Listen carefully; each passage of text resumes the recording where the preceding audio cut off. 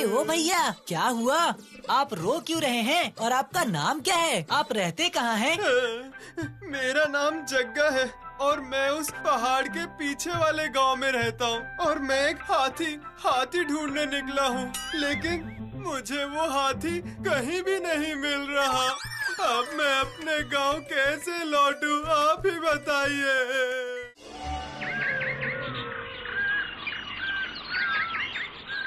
ये देखिए जग्गा भैया, हमारा हाथी दोस्त आपको राजमहल में ले जाने के लिए आया है। मैं हाथी की पीठ पर बैठकर जाऊंगा। इसका मतलब कि मेरी शादी राजकुमारी से होगी। वो तो राजा ही बता पाएंगे। अभी जल्दी से जाओ, मेरे हाथी दोस्त जग्गा भैया को उनके राज्य में लेकर जाओ। तुम लोगों का बहुत बहुत शुक्रिया। शुक्रिया की कोई जरूरत नहीं भैया जी। आपकी शादी में पूरे 7 दिन खाना खाएंगे हम लोग, तब आएगा हमको मजा।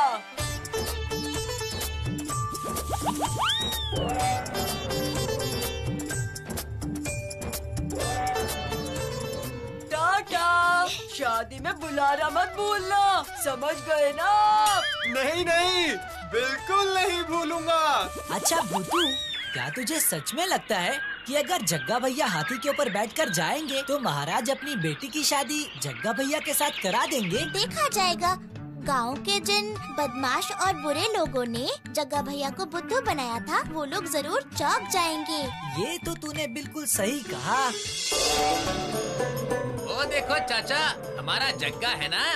ये क्या, जग्गा तो सच्ची हाथी की पीठ पर बैठकर आ रहा है। ये देखो चाचा जी, मैं हाथी लेकर आ गया हूँ। अब मैं राजा के महल जा रहा हूँ। जग्गा ने तो हम लोगों को बहुत मजा चखाया।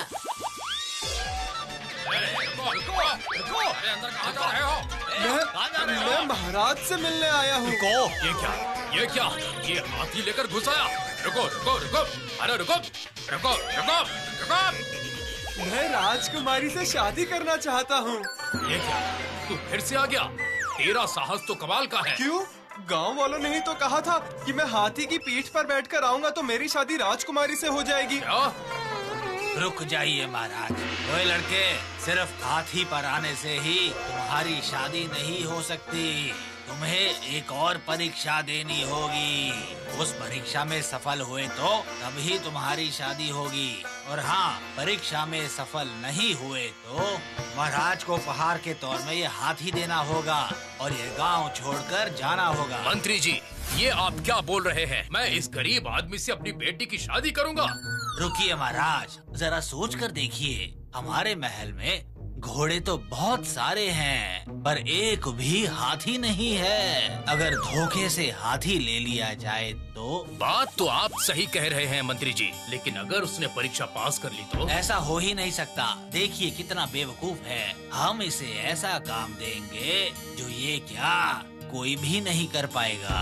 ये बात तो आप ठीक कह रहे हैं। रुको, मैं एक सबसे कठिन काम सोचता हूँ। ठीक है महाराज, तुम्हें एक मौका देने के लिए राजी हो गए हैं, लेकिन परीक्षा में अगर सफल नहीं हुए तो हाथी के लिए उदास मत होना। बिल्कुल नहीं, लेकिन मैं परीक्षा में सफल होकर ही रहूंगा। क्या बात है भैया, बताइए तो। महाराज हाथी को देखकर शादी कराने को तैयार हो गए क्या? अभी सिर्फ आधा ही माने हैं। आधा मान गए हैं मतलब? अरे मुझे लगा आप हमें खाने के लिए आमंत्रित करने आए हैं। अरे तू रुक तो, एक बात सच सच बताओ जग्गा भैया, क्या महाराज हाथी देखकर खुश नहीं हुए? हाँ, वो खुश तो हुए और इसीलिए आधा मान भी गए, लेकिन उन्होंने मुझे एक काम करने के लिए कहा है।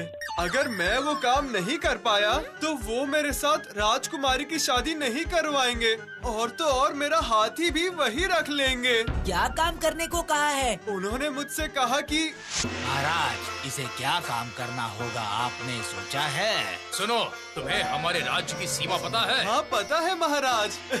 मैं भी तो इसी राज्य में रहता हूँ। आप बताइए क्या करना होगा? वाह, बहुत बढ़िया।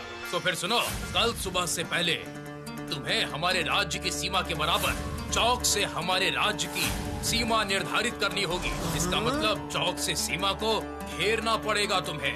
कल से पहले? पर ये राज्य तो बहुत बड़ा है महाराज। मैं इतने बड़े राज्य की सीमा कैसे बनाऊंगा? आप ही बताइए कैसे संभव है? राजकुमारी से शादी करनी है तो असंभव को संभव करना ही होगा। ये आप क्या कह रहे हो? पूरा राज्य? ये तो बहुत बड़ी बात है। कोई एक दिन में ये सब कैसे कर लेगा? ये तो असंभव है। मैं भी यही सोच रहा था। बाप रे, ये काम तो बहुत बड़ा है। इतने सारे चौक कहाँ से लाएंगे? क्या इसका मतलब मेरी शादी राजकुमारी से नहीं होगी? ये सब कैसे होगा बोलो? रुको रुको, मुझे थोड़ा सोचने दो। बंटी भैया, आप उनसे बोलिए कि वो आज घर चले जाएं। मुझे आज रात सोचने दो। जग्गा भैया, आप इतना ज्यादा सोचिए मत। आप घर जाओ और जाकर आराम करो। हम कल आपसे मिलेंगे और आप कल सुबह आ जाना। क्या किया जाए बोलो तो शेरू?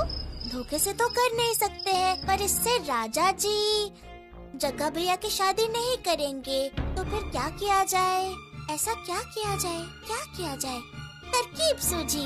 अकरम बकरम बकरम, अकरम बकरम अकरम बकरम। बस प्रॉब्लम सॉल्व।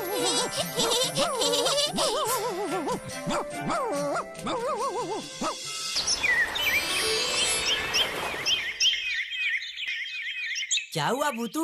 कुछ बंदोबस्त हुआ? तुम्हारे हाथ में क्या है भूतू?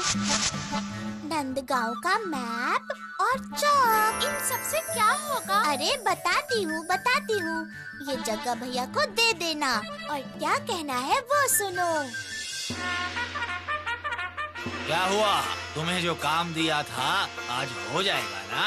आप आज की बात कर रहे हैं? वो तो अभी हो जाएगा। अच्छा, हम भी ये जानना चाहते हैं विशाल राज्य का भ्रमण इतनी जल्दी कैसे कर लिया? अभी बताता हूँ।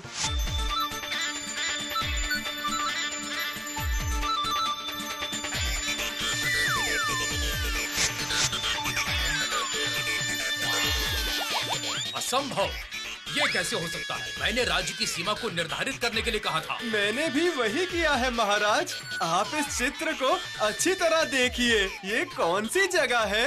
ये मेरा राज्य नंदगांव है। ये तुम मुझे बताओगे? और ये रही आपके राज्य की सीमा। सही कहा ना?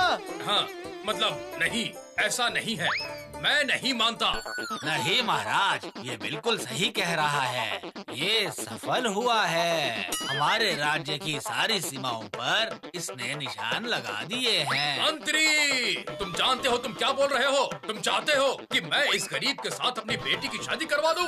मेरी बात सुनिए महाराज, ये गरीब हो सकता है पर इसने अपने तेज दिमाग से असंभव को संभव कर दिखाया है। राज्य को अच्छे से चलाने के लिए बुद्धिमान राजा चाहिए होता है जो अपनी बुद्धि से राज्य को आगे बढ़ा सके। लेकिन मंत्री जी, इसके पास राज्य तो है ही नहीं। वो तो राजा बनने के बाद मिल ही जाएगा इसे। ठीक है, मैं तैयार हूँ, लेकिन मेरी एक शर्त है। अगर इसने वो शर्त पूरी कर ली तभी मैं अपनी बेटी की शादी इसके साथ करूँगा। फिर से शर्त महाराज? शर्त ये है, अगर तुम्हें शादी करनी है तो तुम्हें हाथी पर बैठकर राज पहनावे में आना होगा। राज पहनावा? अब मैं वो कहाँ से लाऊं भला? हमारी बेटी से शादी करने के लिए राज पहनावे में आओगे या धोती पहनकर? महाराज सही कह रहे हैं। राज पहनावा पहनकर हाथी की पीठ पर चढ़कर आ सकते हो तो ही शादी होगी।